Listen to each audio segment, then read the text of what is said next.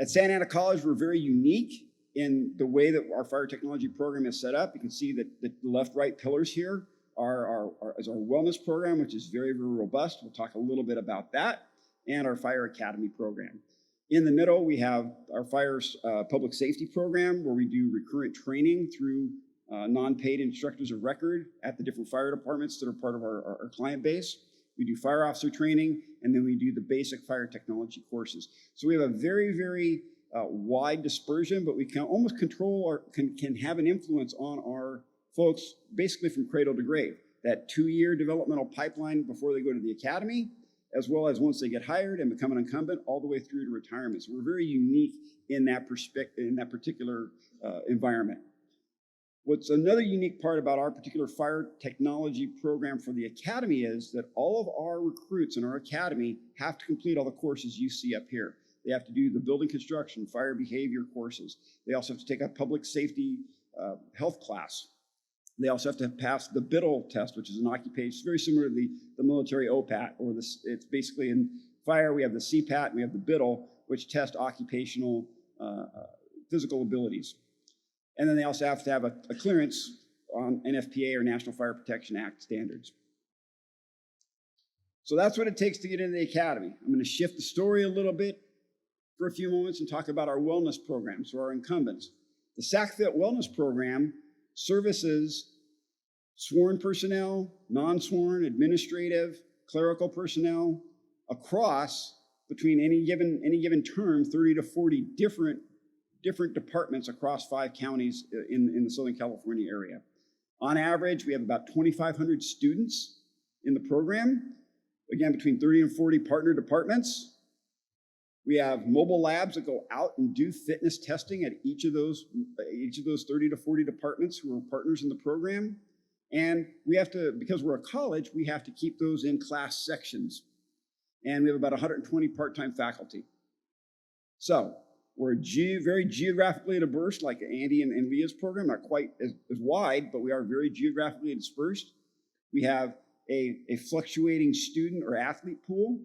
We have a very, very fluctuating part-time faculty pool. We have some faculty who may only work 1 day a month. They may work 8 days a month. And we have to get a handle on scheduling and being able to work within all those parameters. So the wellness course for our incumbents is actually a community college course. It's a 1-year course, so it's 2 terms. They have certain class requirements. They get blood work. We do an initial health screening with them. We do an initial fitness assessment. And then we do 4 fitness classes or lectures with them, all occurring at each of those different sites. And we have support and office hours.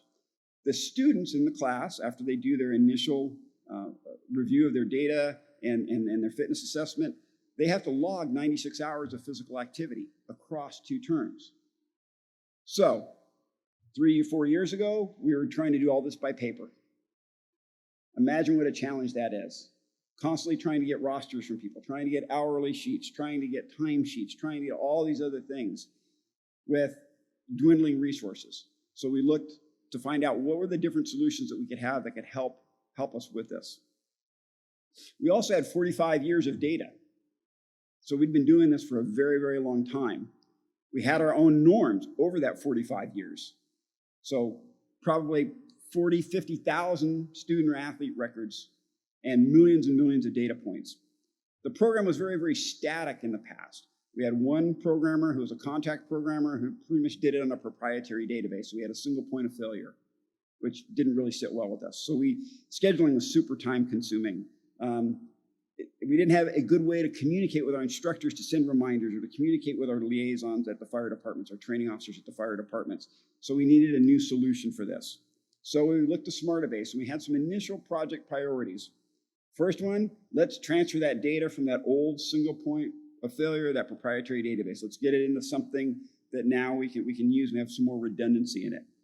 Let's create student fitness profiles. So let's take this old way we were doing things and make it new. Let's look at a way to fix one of these challenges or pain points we had, student fitness timesheets. That place where they had to log that 96 hours over 2 semesters. Looking at creating a resource center. Alerts for our instructors, because scheduling items can change. We deal with a very dynamic environment. We may have an appointment with Fernando to do fitness testing at one of his stations, and then all of a sudden there's an extraordinary event that nobody planned for. On the fly, we have to cancel that assessment day, and now we have to notify all the instructors who might have different availability. So there's a lot of logistical scheduling that has to go into that. How can we do that rapidly? So we look for a solution within Smartabase to do that, so alerts for our instructors. We also wanted to have that touch point with our fire technology students who are in the pipeline, our recruits who are in the academy, and our incumbents who are in the wellness program. So we wanted to look at some type of daily wellness survey. We wanted to look at instructor scheduling and then finding a way to aggregate reports. So the first big hurdle, the biggest challenge or bane to a lot of people's jobs was scheduling logistics. We have this large number of instructors. So we have folks who are currently full-time faculty members. We have folks who are retired, but they're part-time faculty members, and they come and they help us out. And everybody has different availability. So we have this large pool, second jobs for some folks. So we want them to submit their availability monthly. And we found the easiest way to do it was to create a form on the app, and they have a single point of entry. So they look at the month ahead and say, I'm available to work these days. Now that feeds into us, and we know who's available, who's within the roster that we can pick to plug into these different needs that we might have. So in this case, this is a screen capture. They're color-coded because one of the things we do when we go out to sites is we try to pair up a paramedic with an exercise physiologist. And we look at try to get that right mix for everybody to meet our clients best where we can. So these are color-coded based on their category, for lack of a better term. Once we schedule them, they go gray, so now we know that they're not available for that particular day. So this makes scheduling tremendously easier for those that are responsible for scheduling. So here's another snapshot of basically what a particular 2-week timeline looks like. Here are multiple locations where we're doing mobile fitness testing, or we're running a class, or we're doing a presentation on one of the course segments. What you see here is a load sheet, because here's the other part. If I have 120 part-time faculty instructors, I have to watch their teaching load, or whoever's doing the scheduling has to watch that teaching load, because there's an upper cap as to how many hours they can work. And in the old system, basically we were doing it by paper on hand, and hopefully we weren't too far behind. This does it for us in real time. We can look at how many hours they're scheduled for, how many hours they're projected for, how many cumulative hours they have logged so far. So it gives us real-time information as to where their load is, so that we can project out, oh, hey, you know what? We might need more people available at this time moving into the term. So it gives a very, very real-time way to look at our data. This screen here you see is basically availability that a particular instructor has already been assigned in the system. So we have different values for different metrics that we have to track within those instructors. The instructors also get an alert once they're scheduled. This is a sample of what it looks like. As you can see on that right side, we have that cumulative total. So it also lets that instructor know, hey, here's where you're at with your cumulative load relative to what those limits are per terms. So again, it's very, very beneficial for us. The next problem we had to address was fitness assessment data. So we go out to those sites, we do a resting ECG, height, weight, skin fold, spirometry, grip strength, flexibility, and a stress ECG with all of our students / incumbent firefighters or other folks. And we need a way to put that data in and move away from paper cards. So in this case, we were able to now move this to an application where we can input it on an iPad and immediately start to see the norms that particular athlete or student score relative to the norms.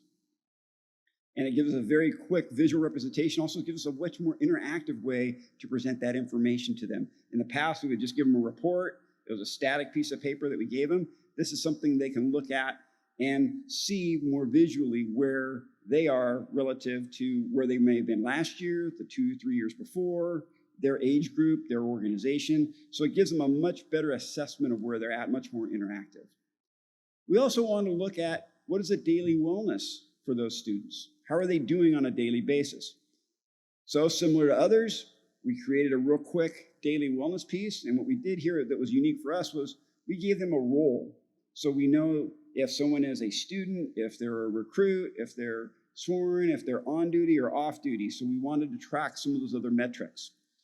We wanted to proceed to some other just basic health-related stuff with our incumbent firefighters. Heart rate, resting heart rate when they woke up, amount of sleep, mood or hydration. And we wanted to give them a quick trend. And what we did on this is we kept the feedback dashboard to the student / client / athlete very, very simple. And we kept it real big because we know some of our folks are a little older and may or may not wear glasses. So we wanted to keep it real big, real user-friendly. And we wanted to keep the tiles very minimized in this. So we just looked at what are your trends? Are you moving up or down in sleep? Are you moving up or down in mood? And basically, how do you feel? In this particular screen, we don't have any value in the blue part because we took this particular shot from a group of people, so we don't have an individual average. What you can also see on the bottom is that activity log. We didn't want to, again, chase paper. And we wanted them to know, we wanted to kind of gamify it just a little bit, let them know, okay, I've logged 5 hours, I got 91 more to go. So that they always have a visual representation of where they are and how close they are to that goal. So we created another form where they can actually log those hours via the app instead of putting it on a piece of paper where we have to chase 2,500 students down multiple times over the course of a semester. So green, number of hours you completed, yellow, what you have to go. Very quick, very easy, very, very, very efficient for tracking it, for reporting it back. More importantly, super efficient on the backside for us because now we can pull those hours and look at them, because one of the things that's important about this class at the college level is it's what's called a positive attendance class. We cannot give them credit for hours they did not participate in class. So logging of their participation is critical to how we can basically grade them for the class. But it also factors back to apportionment and reimbursement and all those other concepts. So tracking of those student hours was critical to this. And this way to automate it became very, very beneficial, very, very efficient for us. So we kind of started with the family story of wellness because that's where Smartabase really lived for us as an organization. But I want to take you back just a half a step to the beginning of the pipeline, the academy. We had just started our rollout of Smartabase. We were about a year into it. We were doing really, really well. We had just started a fire academy, and bam, COVID hit. Everybody got shut down. Well, as you can imagine, around pretty much everywhere, but especially in California, we have an extreme need for firefighters. We needed a way to get our kids, our students, back into that academy, back face-to-face as rapidly as possible. So luckily, our academy had done a lot of pre-work, so they were able to pivot when everybody got basically sent home. We were able to develop and deliver, they were able to deliver some content remotely. But the trick was, how do we get them back face-to-face? Right in March or April of 2020, how do we get people back face-to-face? We had a lot of conversations, and basically we got the go-ahead that if you can screen them, and you can show us documentation that you screened them, you can bring them back in small groups for skill works. We said, great, we're on the road, let's go. Then we needed a way to get them back. And as we thought it through, we thought the logistics through, we said, wait a minute, does it make a lot of sense for a recruit or a group of recruits to show up at an academy with a piece of paper with the COVID screening questions, hand that in to somebody, one of the instructor cadre, and potentially infect everybody? How can we get farther upstream? How can we be more efficient with this? Over the course of what took us 3 days at a time, because we were still learning how to do it, and now it would probably take us an hour or two, we were able to take that paper form, put it into a form on the app, train these recruits how to do it via Zoom, and we started get them comfortable with it and gathering some basic data over the weekend. Come Monday morning, we had them back in training. We had them back face-to-face training. And I'll walk you through some of the concepts that we were able to do that. So as we saw the success of that, we went, wow, there's a lot of power in this. What if we went, how can we make this data really come alive? How can we make it actionable for our instructor cadre, for everybody else? How can we get compliance? How can we also look at rolling averages? Because people are going to have a good day or a bad day. We're not too terribly concerned with that. We want to see a trending up or a trending down. And then from that, Dan Duffield, I'm sure he's around here somewhere, was brilliant. We had a lot of discussions, and we said, let's build this. Let's look at all this data we have and see if we can start to predict separation or risk of separation, and what can we do with that.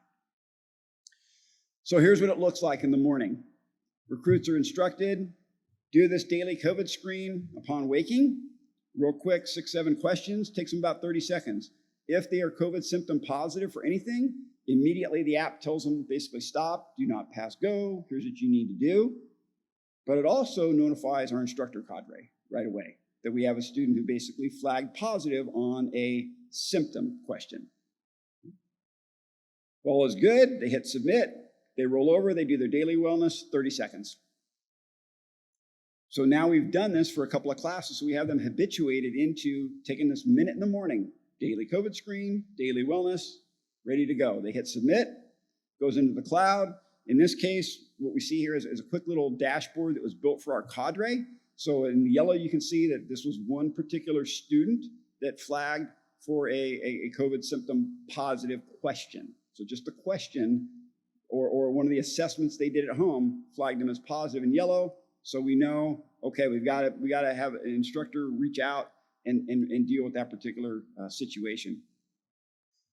As we went forward, the academy commander said, look, I need an easy way to look and make sure that everybody's done their screens on a daily basis or before they even come in.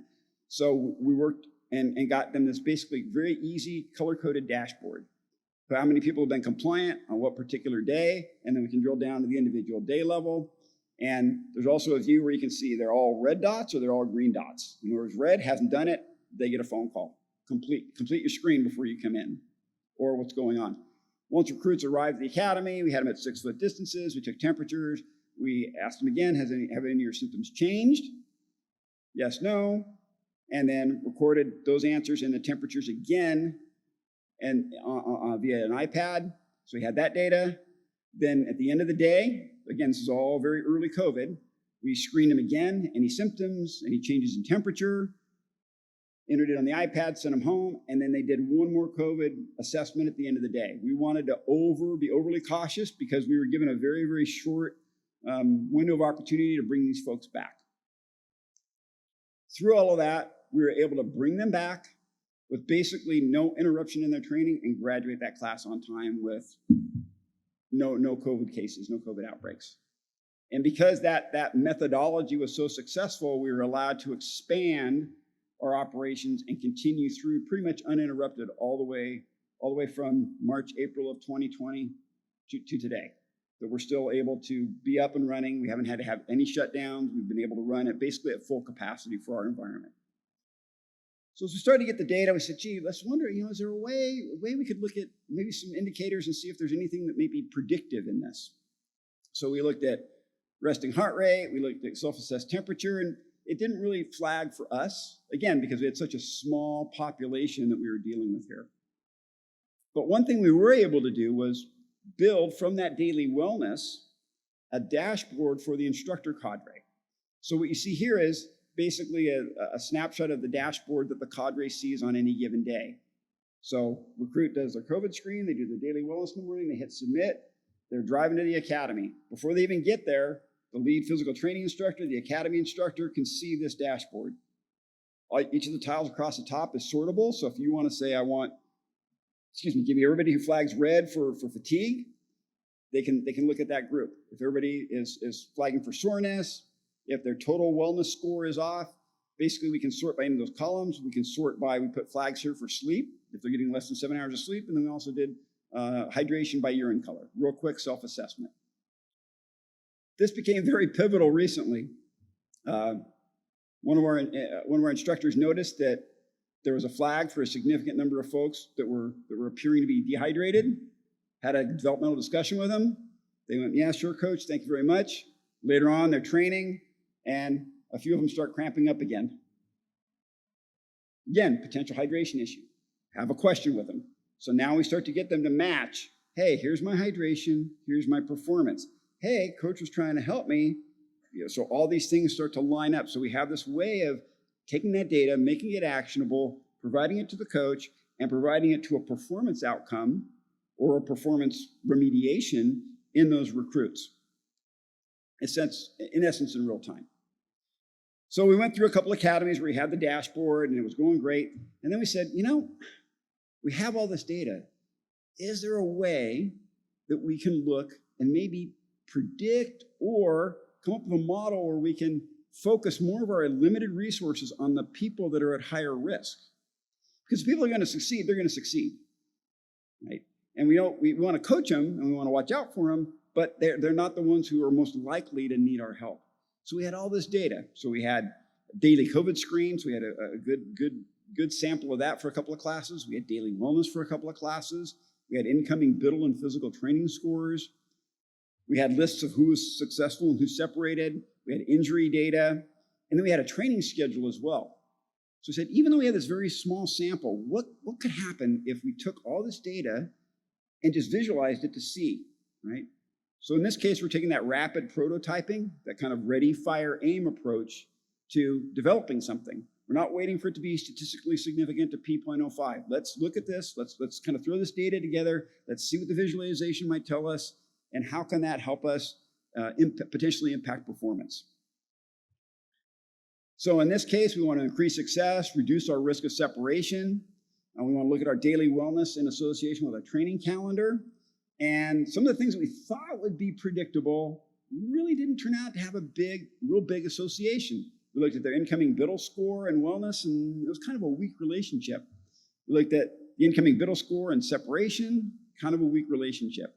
We looked at academy incoming physical training tests, and by themselves, you would think, hey, if somebody generally came in with a slower 2.4K run or something like that, yeah, they'd be a higher likelihood of separation. Not necessarily true. It was only when we started to combine some of the variables and look at them together that we were able to finally see some relationships that we could take some action on. So the first step that we did is we took the training calendar and basically broke the training calendar into very, very big rock categories. So the areas in pink that you see are days where they have physical training in the morning and they're doing skills like throwing ladders or hose or anything like that. So that's that kind of a training day. If they just have skills, that's a certain training day. If they just have lecture, that's another kind of a color-coded training day. And if they're off, that's basically something you see in the gray bar. And then we plotted on top of that what the average scores were for those that were successful and those that separated. So those successful are the ones in the green, those that separated are the ones in red. And you can see pretty clearly the impact of the training load. If they have 3 or 4 days off, everybody's wellness scores, their fatigue scores go up. If they have 3 or 4 heavy days, as indicated by the red squared areas or red rectangles, you can see everybody's fatigue level starts to basically, their fatigue increases, but they're doing worse on fatigue or soreness. And we see that common thread between those that were successful and those that were separated, but we see a distinct difference between those that were successful and those that separated. But they're still both being impacted by the training load. It's just a matter of how much they're being impacted by the load and how quickly or rapidly they can recover. So we went and we ran a couple of other associations, and we wanted to look and see, well, which of potentially our different assessments would give us some kind of actionable direction to go with, right? And one thing that's real important is because we had such a small sample size and it varied, we really need to look at maybe one standard deviation routinely. Again, because we're trying to build a risk of separation model. So we want to oversample, but we also have to account for that variability in our population statistically. And so we looked at what are the different factors, and then what are those different factors and average scores with one standard deviation. And that's where we started to see the bigger difference. So as we went through this, we saw that, in essence, if someone flagged on one of our incoming physical assessments by one standard deviation and one wellness assessment by one standard deviation, they were at a significantly increased risk of separation. Again, we're building this model on the fly. We're building this airplane as we fly it. We're looking at who was separated, what were their scores. Now let's extrapolate out from that. Again, very, very micro, minuscule nano sample, but the model showed to be pretty good. So in this case, the visualization here shows the first 3 columns that you see are the physical assessments. So if someone came in and they flagged one standard deviation below the average of people who separated, they got a red tile. If they were close, they got an orange tile. On the wellness assessments, so daily fatigue, mood and soreness, or stress and soreness, again, if they flagged one standard deviation below on average, they got a red flag. And as you can see, generally speaking, those that had one or more physical training flags or physical ability flags in combination with one or more wellness flags were at a much higher risk of separation. So in this particular snapshot, you can see that the model captured all of those who ultimately separated. And that's exactly what we wanted it to do. So here's the other part. Doesn't necessarily mean, just like if you get an athlete who tells you, who has maybe a poor abductor score or a poor wellness score, doesn't mean they're going to have a bad day. So we don't want to go too far down one road or another, right? We don't want to make it too prescriptive. So in this case, we actually had some people who flagged all over the place, but they were able to grit it out and made it through the academy without an injury. Again, the goal of this is, how are we going to oversample and over-identify those folks who are at a higher risk of separation to get them potential interventions that might help them be more successful? So now in this case, we had all three candidates who were separated identified, and we said, all right, let's go back and rerun basically this type of analysis. Let's go back and look at the first month. So now we're restricting the days. We're looking at the first 30 days and taking what we know about those who separated, we built the model, let's go back and look at the first month. And again, the model captured what we were looking for. We got 2 out of 3 that separated, so the 66%. And the third one that ultimately separated had a great first month, and then pretty much the wheels fell off the bus after that. So had we expanded the way that we set up the model, we would have captured them. But in any case, we captured 66% of those that ultimately separated, just looking at that snapshot in the first month with a fresh group of data. So operational relevance here. We figured out, okay, there are some performance pieces. So the 2.4K run, pull-ups, push-ups, those have a decent relationship. But the wellness side, that daily wellness assessment, kind of like an RPE, how do you feel this morning, was pretty powerful for us. But the biggest one of those, fatigue, stress, and soreness, fatigue was the more powerful one. So when we start to combine these things, similar to the OPAT and a lot of the other assessments in the ACRT, once you start to combine things, the data emerges to a different picture, and it can help inform a lot more things. So now we had a place to guide our targeted interactions, and we really looked at this as more of an applied research way to do things. We want to look at a model as a starting point, maybe intervene, see what happens in future classes. Let's take this thing out for a test drive and see how it works.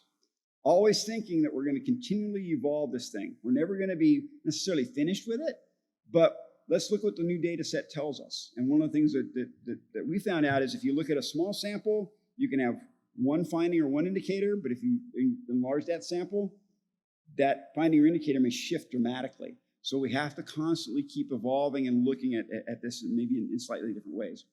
So in this case, what we did is we went back, we started with our new class, and said, let's look at the old class, let's look at this class, let's look at a cumulative training load. We've never done that before. And in our environment, as Fernando's mentioned, you got smaller academies, larger academies, and we're equipment poor, we're resource poor. When you look at equipment, you've got maintenance, you've got logistics, you've got connectivity, you've got data, you've got interfaces, and sometimes it can't work as well. So how can we look at the most basic stuff we have? Daily wellness, we have a training calendar. What do we have and what might that be able to tell us? So in this case, we looked at each of the training days. We said, let's kind of come up with our own arbitrary unit. Look at maybe a cumulative training load. Let's see what kind of role that might have on things. And so we assigned a PT and skills day a score of 1. PT or skills only was 0.5. Lecture was 0.25 because they still had the stress of getting up and being at the academy and engaging in those activities. And then a recovery day was a -1. And what we noticed was the overall training load, as you can see here, was different between the two classes. The first class, ultimately, by the time they finished, had a much higher cumulative training load, which may be an impact may have a factor based relative to their separations. Current class has generally a lower training load, cumulatively speaking. One thing to notice is the 2 or the 3 green squares. Those are spots where they had 3 or more days off. And again, because we have to operate within some holidays and some other things, those days off have an impact on the recovery. They have an impact on the stress. They have an impact on the fatigue component. So the most current class has a lower training load, and they've had less of those more than 3 days or more off in a row.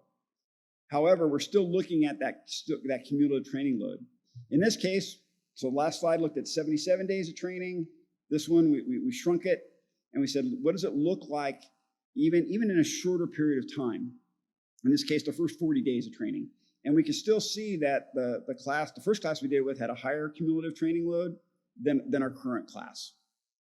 But again, what we're plotting on this is we're also looking at what are the fatigue scores, the average fatigue scores of those that are successful and those that are separated. So those are the green and the red lines. And again, looking to see what's the impact, what's the interface between schedule, training load, and reported fatigue. In this case, what we did is we plotted stress under the curve. We want to see when we look at a cumulative training load, what do their stress scores look like in kind of an area under the curve visualization, just to see if there was something else there that we needed to look at. So our most recent separation was captured in the model again. This particular, when we looked at total number of flags, in this case, this person had 3 wellness flags and had kind of 1 warning flag in the physical ability part. So basically for the second sample that we ran through, the model held. We were able to capture that person at risk of separation. So when we combine the 2 classes, we overlay the model, and the model did exactly what we wanted it to do. We wanted to oversample those at risk of separation. So in this case, when we look at this population, we had 2 classes, total group of 100. It's much easier for a coach or a training cadre to focus on maybe those 17 out of 100 or 8 out of 50 for us. Focus on those folks at higher risk of separation for your more intensive potential interventions or for maybe those more developmental conversations. Because those other folks, the gazelles, they're going to do fine. They need the minimal amount of coaching. Those that are more at risk need more attention from coaching and training cadre. So it's much easier to manage that smaller amount when we take this type of model into account. One of the things, as we try to look and see what were the reported fatigue levels between the classes, why would one maybe report a little more than others, we went back into the data. And one of the things that we're kind of starting to explore now is maybe sleep. While it's not a huge impact here, even with 1 standard deviation, maybe there's a big impact of that extra, on average, 10 or 15 minutes of sleep a day. So that's basically kind of our next line of inquiry here. So what I hope to leave you with here is there's a lot of great stuff to look at. There's a lot of good ways to address a lot of these challenges. But for us, the key is identifying the problem or challenge. What's the problem we're trying to solve? What's the easiest, simplest, almost unbreakable way to solve it? If we can do it on paper, that would be great, but paper's a little too hard. But if we can do it through an app where it's a self-assessment rather than relying on batteries and connectivity and devices, let's do that. Let's look at the simplest way to get what we need and get from point A to point B. Let's rapidly deploy a prototype as rapid as we can. If we're about at 80%, boom, let's execute. Let's not wait to be 100% perfect. Let's not let progress suffer at the side of at the part of perfection. Let's look at it for about 70, 80%. Let's at least try something, because it doesn't really cost too much to do that in our environment. Develop that rapid prototype, analyze those early findings, and then revise again. And we think that it's actually going very, very well for what we're doing right now. Our head strength coach has been working with the model a lot more, working with the daily dashboard, having those developmental conversations. So we've been able to use every piece or as many pieces that we can with our capability and ability and capacity right now to address a lot of those challenges for us, from scheduling to scheduling our coaches, working with our coaches, getting that information back down to our end users to drive and change performance and have it actually impact those folks at the bottom line. And at the end of the day, Fusion has allowed us to take 40 years of data, just a lot of data, and quickly put it into a position where we can start to analyze visually and look at things and maybe find those relationships that we didn't know before and quickly solve problems. And it really helps our public safety folks because at the end of the day, there's in the United States over 18,000 fire departments. And on the fire department side, a majority of folks are not career paid firefighters. A lot of folks are volunteer firefighters. And on the law enforcement side, there's close to 18,000 organizations as well.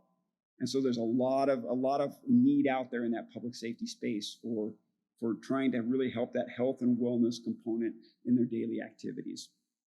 And with that, questions? I want to go quick so you get lunch.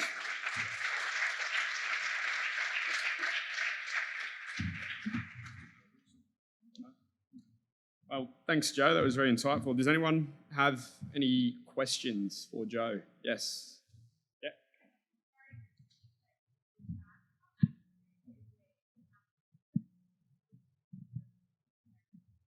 Okay, so her question was how accurate is the sleep? So one of the things that we looked at very early on was, as Josh will tell you, every device, right? Precision, accuracy, reliability, right? And there's lots of papers on that stuff. And what we said is, let's really look at the reported part. Because one of the things we want to do is we want to drive behavior, and we just want them to start thinking about it. So these are all self-reported amounts of sleep. So in the daily app, we ask them, how'd you sleep? Better than normal, normal, worse than normal? How many hours? Just a real brief self-report. And what we found is, for the most part, a lot of these self-reports are like RPE, if the students have trust in us. But what we do is we try to habituate them into this as early as possible, right? And for us, 80% is good enough, right? I don't need an Oura ring right now or another device to tell me, okay, hey, if a lot of these people are reporting either worse than average sleep or under 6 hours on average, that for me is a risk flag that I want to have a developmental conversation with them. So we're trying to use it just as a self-report to have a conversation with them. Our next iteration that we're planning is to say, okay, if they flag for more than 3 days in a row, then they're going to automatically get a list of sleep hygiene practices. And then we're going to say, hey, can you try number one? Did you try number one? We're going to kind of start to pester them, right? We're going to use the automated alert feature to kind of pester them and say, okay, did you try it? Rate it on 1 to 4 stars and try to gamify it a little bit, right? Because the biggest thing is we want to drive them to behavior separate from device, right? Very similar to, say, urine color. They're not always going to have urine-specific gravity to test somewhere, but they can always look at their urine color and know, oh, hey, I better hydrate higher at this part of the day. So again, we want to keep it as simple, as bomb-proof, as we can, we would say deputy-proof or firefighter-proof. We want to make it simple and not have to rely on technology if we don't have to.